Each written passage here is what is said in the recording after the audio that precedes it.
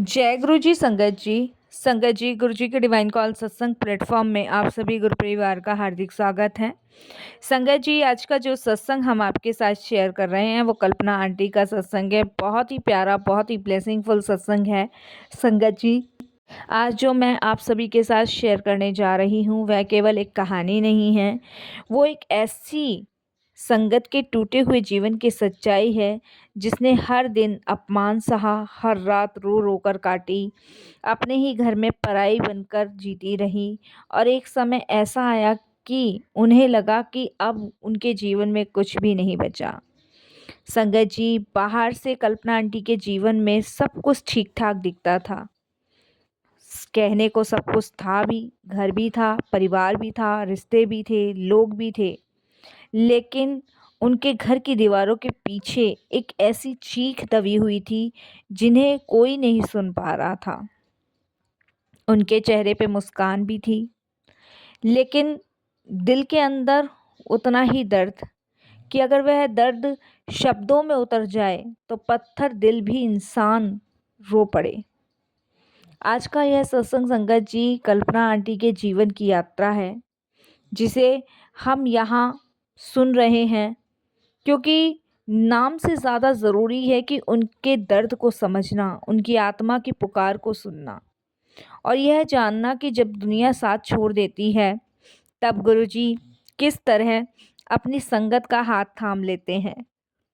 संगत जी, कल्पना आंटी उन लाखों संगतों में से एक है जिनको गुरुजी ने ब्लेस किया है और उन सभी स्त्रियों में से भी एक है जो घर की इज्जत बचाने के लिए चुप रहती हैं, सोचती हैं कि बाहर वालों को पता ना चले कि घर में क्या हो रहा है, जो अपने बच्चों के लिए सब कुछ सहती रहीं, जो समाज के डर से कमरे में अंदर रोती थी लेकिन बोलती किसी से भी नहीं थी, जो रात को तकिए में मुंह छुपाकर रोती थी और सुबह फिर सामान्य होने का नाटक करती थी। संगत जी, यह सत्संग उन सभी के लिए है जो घरेलू कलह से टूट चुके हैं, जिनके घर में रोज लड़ाई झगड़े होते हैं, जिन्हें अपने ही रिश्तों ने जख्म दिया है, जिन्हें लगता है कि अब उनकी सुनने वाला कोई नहीं है। संगत जी, और ख़ास तौर पे उन संगतों के लिए जिनका पति बाहर किसी और से उलझ गया हो, जिनका अपना घर होते हुए भी घर जैसा कुछ ना बचा हो। संगत जी, आज के सत्संग को आप बड़े ध्यान से, बड़े विश्वास से सुनना। जहाँ इंसान हार मान लेता है ना, वहीं से गुरुजी की कृपा शुरू होती है। जहाँ उम्मीद की आखिरी लौ बुझने वाली होती है ना, वहीं गुरुजी अपनी कृपा से ऐसा प्रकाश भर देते हैं कि बिखरा हुआ जीवन भी फिर संवारने लगता है। तो संगत जी, आइए बड़ी श्रद्धा पूर्वक से हम इस सत्संग को सुनेंगे, बड़े प्रेम से, बहुत धैर्य के साथ। कल्पना आंटी का ये सत्संग संगत जी बहुत ही ब्लेसिंगफुल है, बिल्कुल भी स्किप ना कीजिएगा। और इसके अलावा अगर आप भी अपने अनुभव और सत्संग शेयर करना चाहते हैं तो हिंदी में साफ राइटिंग में आप अपना सत्संग लिखकर हमारी जीमेल आईडी पर सेंड कर सकते हैं, ताकि आपके द्वारा सुनाए गए सत्संग से जो भी गुरुजी महाराज की नई जुड़ने वाली संगत होगी उन्हें गुरुजी के कल्याण, महिमा, अनुभव के बारे में ज़्यादा से ज़्यादा पता चलेगा। सत्संग आपको पसंद आए तो आप इसे लाइक कीजिए, चैनल को सब्सक्राइब कीजिए, वीडियो को शेयर ज़रूर कर दीजिएगा और बेल आइकन दबाना बिल्कुल भी नहीं भूलिएगा, क्योंकि जब भी कोई लेटेस्ट सत्संग आएगा उसका नोटिफिकेशन आपके पास आएगा। चलिए संगत जी, चलते हैं गुरुजी महाराज के सत्संग की ओर। सत्संग शुरू करने से पहले करते हैं गुरुजी का मंत्र जाप। ओम नमः शिवाय, शिवजी सदा सहाय। ओम नमः शिवाय, गुरुजी सदा सहाय। जय गुरुजी संगत जी। संगत जी, सबसे पहले गुरुजी महाराज के चरणों में कोटि कोटि नमन। सारी संगत जी को जय गुरुजी। अनंतम अनंतम शुक्राना मैं गुरुजी महाराज का करती हूँ कि उन्होंने मुझे अपनी संगत के रूप में चुना। कैसे उन्होंने मेरे अंधेरी रातों को प्रकाश में बदला, कैसे उन्होंने मेरे रोते हुए मन को संभाला और कैसे गुरुजी ने मेरा हाथ थाम कर उस विनाश के किनारे से वापस जीवन की ओर लौटा दिया।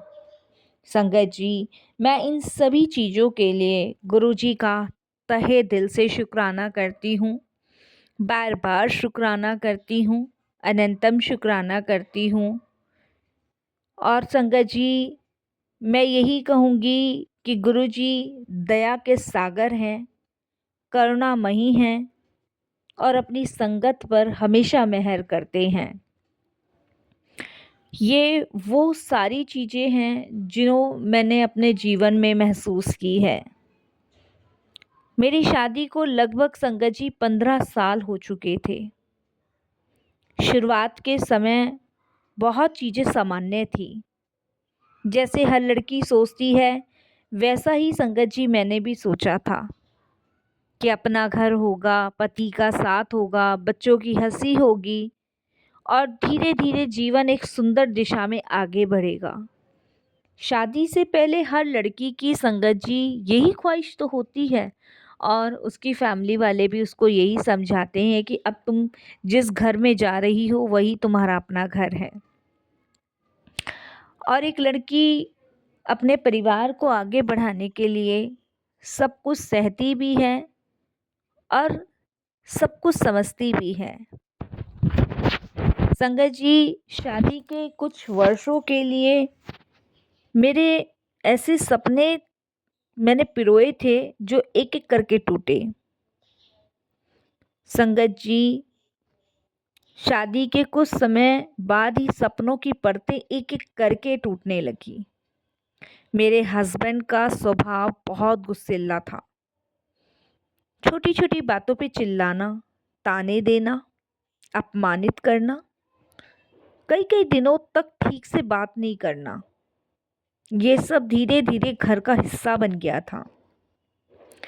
हर किसी लड़की को थोड़ी ना पता होता है संगत जी कि उसके पति का स्वभाव कैसा है। उसको तो यही लगता है जो वो सपने बुनकर लाई है अपने साथ वैसे ही सपने होंगे। लेकिन जब वो एक एक करके सपने टूटने लगते हैं, शायद तब समझ आती है संगत जी कि कुछ भी सामान्य नहीं है। पहले तो संगत जी ये सब कुछ समझकर सहती रही कि शादीशुदा ज़िंदगी में थोड़ा बहुत ऊंचा नीचा तो होता है। इस सब चीज़ों को सोचकर सब कुछ सहती रही। मुझे लगा कि समय के साथ साथ सब ठीक हो जाएगा। मैंने अपने व्यवहार को बदला, अपनी जुबान पे रोका लगाई, अपनी इच्छाओं को दबाया, अपने मन को समझाया। लेकिन संगत जी, जब सामने वाले के भीतर प्रेम कम, अहंकार ज़्यादा आए, तब एक इंसान कितना भी झुक जाए, शांति नहीं बन सकती। मैंने अपनी हर एक चीज़ों की इच्छाओं को दबा दिया, लेकिन मेरे हस्बैंड में प्रेम कम और अहंकार ज़्यादा था। मैं शांत रहती थी, चुप रहती थी, उसके बावजूद भी धीरे धीरे में घर में लड़ाई झगड़े इतने बढ़ने लगे कि रोज़ तनाव इतना बढ़ गया कि बच्चे भी सहम कर रहने लगे।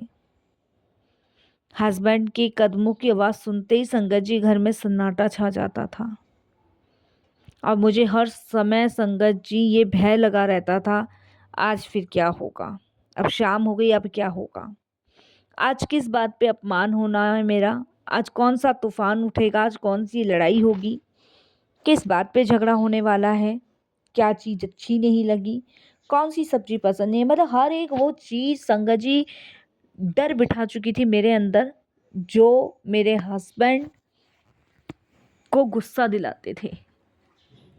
और मेरे लिए संगत जी सबसे ज़्यादा परेशानी की बात ही यही थी कि मैं ये सब इसलिए सहती थी कि समय के साथ शायद सब चीज़ें ठीक होगी, लेकिन ठीक होने की बजाय संगत जी वो बढ़ती ही चली गई, कम होने की जगह। संगत जी, सबसे बड़ा दर्द तब होता है जब एक स्त्री को अपने ही घर में सम्मान ना मिले। रोटी वही बनाए, घर भी वही संभाले, बच्चों को ध्यान भी वही रखे, सबकी ज़रूरतें भी वही पूरी करे, लेकिन बदले में सिर्फ तिरस्कार। और वो सब मुझे मिल रहा था संगत जी। मैं घर भी संभाल रही थी, बच्चे भी संभाल रही थी, रोटी भी बनाती थी, अपनी ज़रूरतों की इच्छाएं भी मैंने मार रखी थी और सबकी ज़रूरतें भी पूरी कर रही थी, लेकिन फिर भी तिरस्कार मिल रहा था। साथ में संगत जी, यही नहीं, लड़ाई झगड़े गाली गलौज सब मिल रही थी। पति मेरे अक्सर कहते थे, तुम्हारी कोई कीमत नहीं है, तुम कुछ नहीं कर सकती जीवन में, तुम्हारी वजह से मेरा जीवन खराब हो गया। ये शब्द मेरे हस्बैंड के मेरे लिए होते थे। ये शब्द शब्द नहीं थे, ये आत्मा पे रोज लगने वाले घाव थे। डेली का उनका यही कहना था कि तुम कुछ नहीं कर सकते, तुमसे कुछ होगा ही नहीं, तुम्हें कुछ आता ही नहीं है, तुम्हारी वजह से मेरा जीवन ही खराब हो गया है। कई रातें तो ऐसी होती थी संगत जी, जब मैं रसोई में अकेली खड़ी खड़ी रोती थी। आंखों से आंसू बहते रहते, लेकिन आवाज बाहर ना जाए, इसलिए मुंह दबा कर रोती। मुझे लगता था कि शायद उनकी ही किस्मत खराब है, मेरी तो किस्मत बहुत अच्छी है। मेरे हस्बैंड को यही लगता था कि मेरी किस्मत बहुत अच्छी है, उनके घर में मैं आ गई हूँ, इतने बड़े घर में आ गई हूँ, लेकिन इसके आने से हमारी किस्मत खराब हो गई है। बात बड़े घर की छोटे घर की नहीं होती संगत जी, बात होती है प्रेम की। शायद मैं अच्छी पत्नी थी ही नहीं उनकी नज़रों में, शायद मुझ में बहुत सारी कमी थी उनकी नज़रों में, और यही सब चीज़ों का दोष संगत जी मैं खुद अपने ऊपर भी देना शुरू कर बैठी। लेकिन संगत जी, यहीं तक सीमित नहीं था। यहीं तक, यहाँ तक होता तो मैं बर्दाश्त कर लेती। एक समय ऐसा भी आया कि मेरे पति के व्यवहार में बहुत बड़ा बदलाव महसूस होने लगा मुझे। संगत जी, घर में लड़ाई होती थी, झगड़े होते थे, वो मुझे समझ आता था, लेकिन कुछ टाइम से लड़ाइयाँ बंद हो गई थी। संगत जी, हस्बैंड का व्यवहार में बहुत बड़ा बदलाव मैंने देखना शुरू किया। और देखिए संगत जी, हर बीवी को पता होता है कि कब उसका पति क्या कर रहा है। संगत जी, वो पहले से ज़्यादा मोबाइल में व्यस्त रहने लगे हैं। घर आते मन कहीं और होता, बात बात पे चिड़चिड़ापन और गुस्सा, देर रात तक फ़ोन पे बातें करना, घर से बाहर जाने के बहाने। और संगत जी, ये इतना ही नहीं, ये सब चीज़ें स्पष्ट होने लगी। मेरे मन के अंदर ना संगत जी एक डर सा बैठ गया। एक दिन संगत जी, मैंने संकोच के साथ पूछा, क्या बात है, आप इतने बदल क्यों गए हो? तो संगत जी वो उल्टा ही मुझ पे बरस पड़े और कहा, हर बात में शक करना बंद करो, तुम्हें हर समय ड्रामा करना होता है, तुम्हें तो बस झगड़ा चाहिए। संगत जी, मैंने कुछ ऐसा गलत भी नहीं पूछा, लेकिन वो उल्टा मुझे ही सुना बैठे।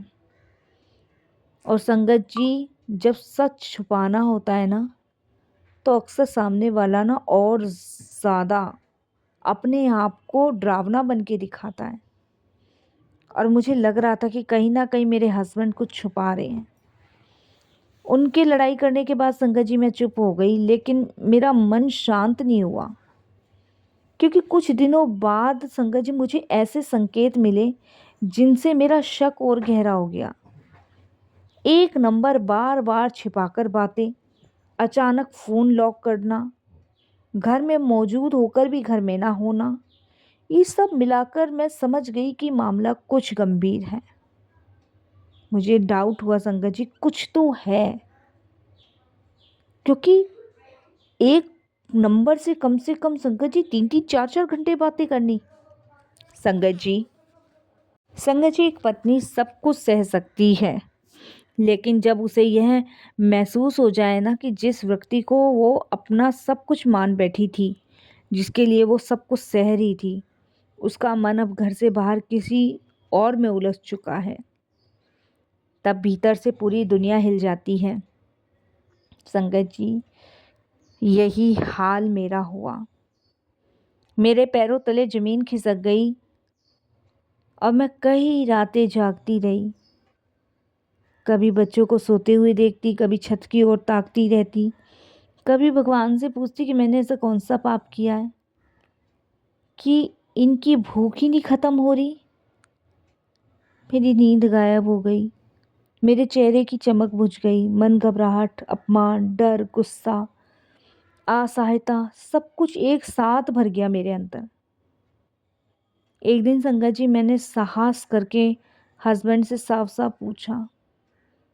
पहले तो उन्होंने इनकार किया, फिर बात घुमाई और इतना कठोर व्यवहार किया कि संगत जी मैं पूरी तरह टूट गई। उन्होंने कहा, हाँ मैं जहाँ चाहूँगा बात करूँगा, तुम्हें जो करना है कर लो। संगत जी उस वाक्य को सुनने के बाद किसी भी औरत के ऊपर बिजली गिरना शुरू हो जाएगी। उस दिन संगत जी मुझे अपने जीवन का सबसे भयानक दिन दिखा। घर में भयानक झगड़ा हुआ, अपमान की सारी सीमाएं टूट गई, बच्चे रोने लगे। घर की दीवारें गवाह हैं कि संगत जी एक परिवार बिखर गया।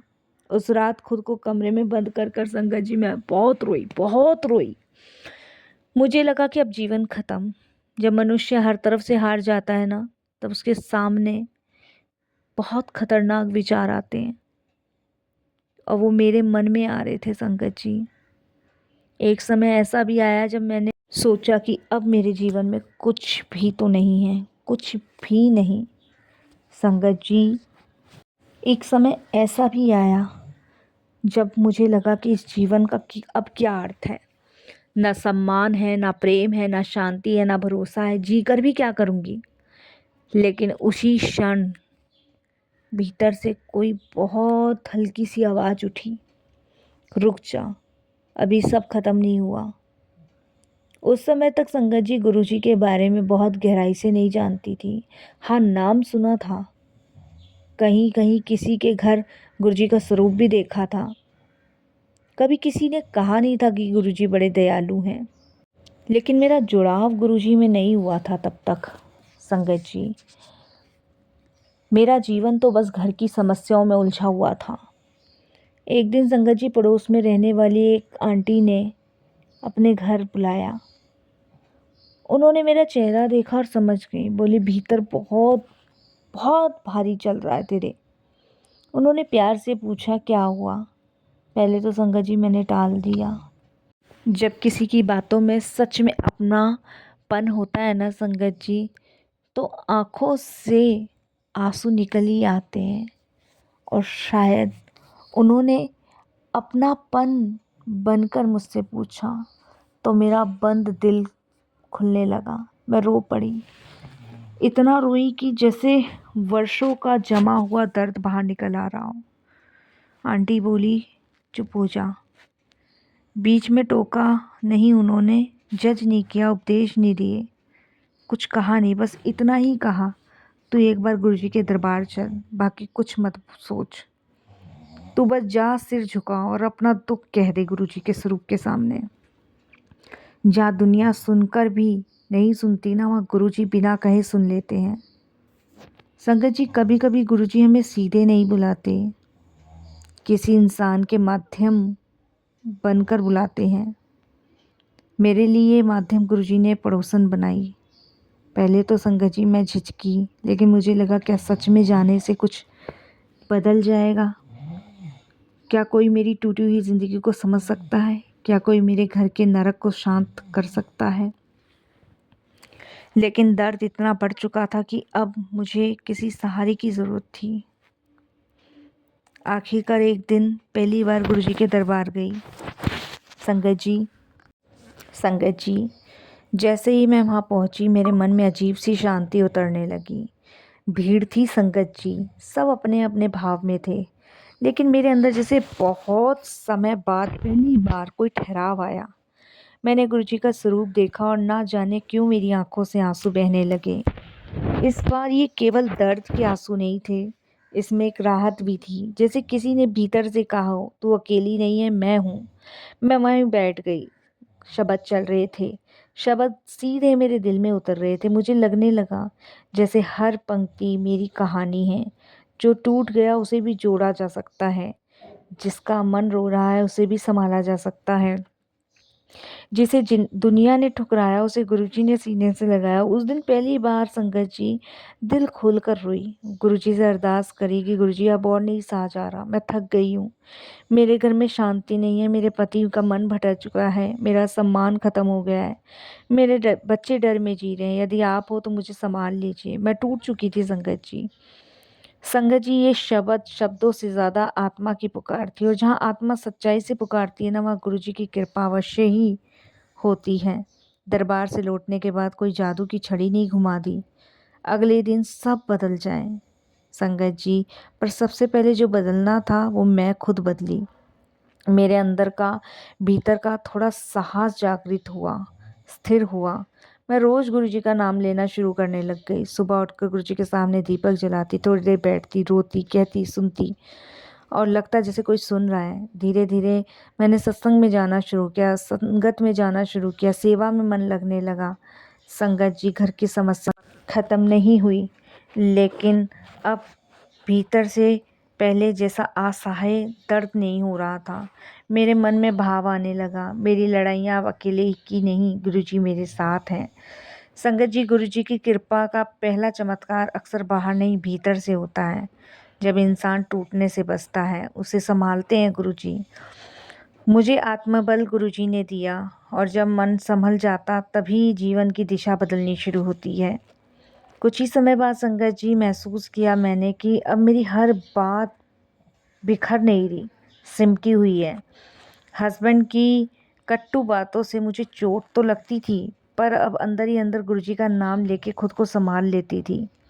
पहले जहाँ मैं पूरी रात रोती थी, अब मैं रो के प्रार्थना नहीं करती, क्योंकि अब मैं अरदास करने लग गई हूँ गुरुजी के सामने। पहले जहाँ मुझे लगता था कि अब सब खत्म हो गया, अब कहीं ना कहीं आशा की एक पतली डोर बनने लगी है।